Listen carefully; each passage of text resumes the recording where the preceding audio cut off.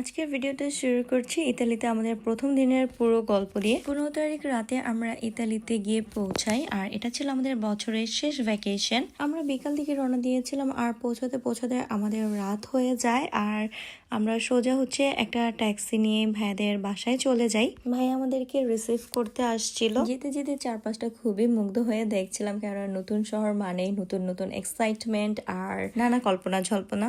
যেহেতু আমরা রাতে পৌঁছাই, তাই সেদিন আর কোনো কিছু করা হয়নি। বাসায় গিয়ে ফ্রেশ হয়ে ভাবি রান্না করে রেখেছিল, সবাই একসাথে ডিনার করি। অল্প কিছুক্ষণ আড্ডা দিয়ে আমরা ঘুমাতে চলে যাই, কেন অনেক বেশি টায়ার্ড ছিলাম। যেহেতু প্রায় 8 থেকে 9 ঘন্টার মতো আমাদের জার্নি হয়েছিল, আর প্রপার রেস্ট না হলে তো পরের দিন এনজয় করা সম্ভব ছিল না। তারপর পরদিন সকালে উঠে আমরা প্রথমেই ব্রেকফাস্ট করে নিই, তারপরে রেডি হয়ে যাই।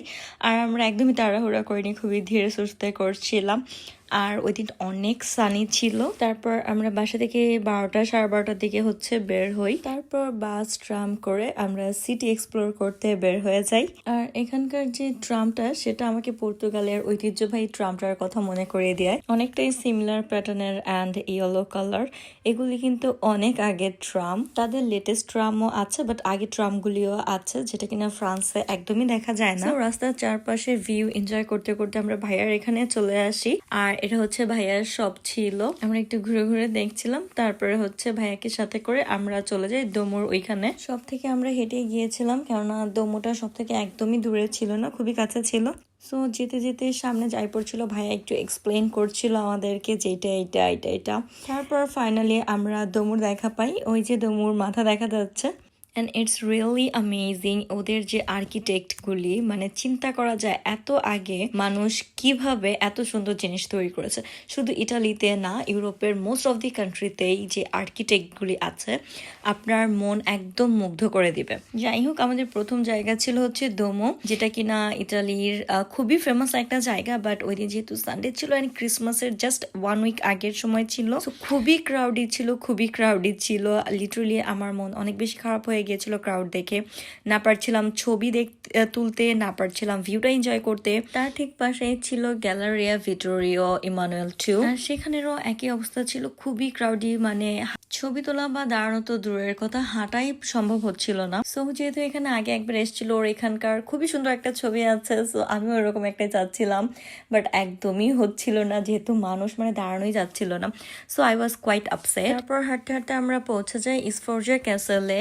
এটা বাইরে থেকে দেখতে অনেক বেশি সুন্দর। সোহান ক্যাসেলটার ইনসাইডে যেতে চেয়েছিল, কারণ আমরা জানি যে এগুলিতে মিউজিয়াম টাইপের। আমরা ইনসাইডে যেতে পারিনি, তার কারণ যেহেতু আমরা একে তো লেট করে বের হয়েছিলাম, আর তখন অলমোস্ট 5টা বেজে আসছিল, তাই আর টিকিট কাউন্টার থেকে আমরা টিকিট কালেক্ট করতে পারিনি। তারপরে ক্যাসেলের সামনেরই একটি শপ থেকে আমরা ইতালির ফেমাস জেলাটো নেই, because I wanted to try. এটার স্বাদটা সাধারণ আইসক্রিম থেকে অনেকটাই আলাদা, আর এটা সাধারণ আইসক্রিমের মতো খুব দ্রুত গলে যায় না। So test was really good. After that আমরা ওই ক্যাসেলটা একটু ভালো মতো ঘুরে ঘুরে দেখি। তারপরে আমরা ক্যাসেল থেকে বের হয়ে যাই, আর বের হওয়ার পরে দেখলাম যেহেতু একটু অন্ধকার হয়ে আসছে, তাই ক্যাসেলটার বাইরে এই যে আলো জ্বালিয়েছিল। দেন এখানে আমরা বেশ কিছুক্ষণ ওয়েট করি যে প্রপারলি সব জায়গার আলোগুলি জ্বলুক, তারপরে আমরা যাব। এরপর আমরা আবারও ডোমো এলাকায় ফিরে যাই। ততক্ষণে চারপাশ আলোতে একদম ঝকঝক করছিল, কেন ক্রিসমাস টাইম, সো লাইটনিং তো মাস্ট। অনেক লোক ভিড় থাকা সত্ত্বেও কিন্তু এই আলো আর এই যে রমরমা পরিবেশটা, এটাও কিন্তু অনেক বেশি ভালো লাগছিল। আমার এই আলো ঝকমকে জিনিসগুলি অনেক বেশি পছন্দ। সো দেন আমরা সেম প্লেসগুলি দিয়ে আবার হেঁটে যাচ্ছিলাম, কেননা এখন তো লাইট অন করেছে। এরপরে ঘুরতে ঘুরতে আমরা কিছু সুভেনিয়ার কিনি। আমার ফ্রিজ ম্যাগনেট কালেক্ট করতে অনেক বেশি ভালো লাগে। আমি যে কান্ট্রিতেই যাই সেখানকার, প্লাস যেই সিটিতে যাই ওই সিটির, সেই সাথে যেই প্লেসটা ভিজিট করি ওই প্লেসের 3টা বা 4টা টাইপের ম্যাগনেট আমি কালেক্ট করি। সো আমার অনেক ম্যাগনেট হয়ে যায়, কেননা একটা দেশে একবার গেলে তো আর সব সিটি ঘোরা হয় না, অনেক কান্ট্রিতেই দেখা যায় সেকেন্ড টাইমও যাওয়া পড়ে। সো যাই হোক, তারপরে আমরা মিলানের এই অ্যাপল স্টোরটাতে যাই। এটা কিন্তু অনেক ইন্টারেস্টিং। নর্মালি প্যারিসে বা ফ্রান্সে এরকম আমরা দেখি। উপরে আপনি এই ঝর্ণা আর ওই লোগোটা, কাচের দেয়ালটাই দেখবেন, আর স্টোরটা বেসিক্যালি আন্ডারগ্রাউন্ডে।